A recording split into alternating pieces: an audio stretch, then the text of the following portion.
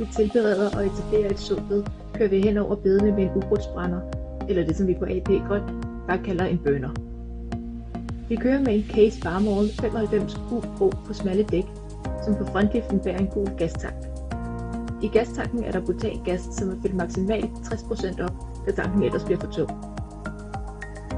Vi bruger afbrænding som en form for ukrudtsbekæmpelse. Ved at brænde toppen af bedene af, får vi slået ukrudtsfrø og spirer ihjel, så de ikke når at vokse op før vores afgrøder. Det samme gør vi med falske såbede, hvor vi lader ukrudtet vokse lidt op, før vi brænder det af igen. Afbrænding foregår ved 1,5 til 2,5 km i timen.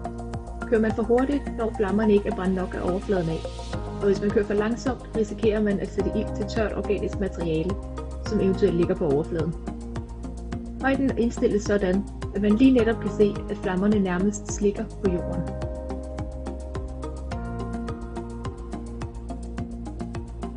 Udover ukrudtsbekæmpelse har afbrænding også den fordel, at de afbrændte ukrudtsplanter i det falske såbede kan omsættes til næringsstoffer, herunder kulstof, af mikroorganismerne i jorden. Det øverste lag jord i bedet bliver også varmet op og tørret, hvilket giver bedre vækstvilkår til afgrøderne.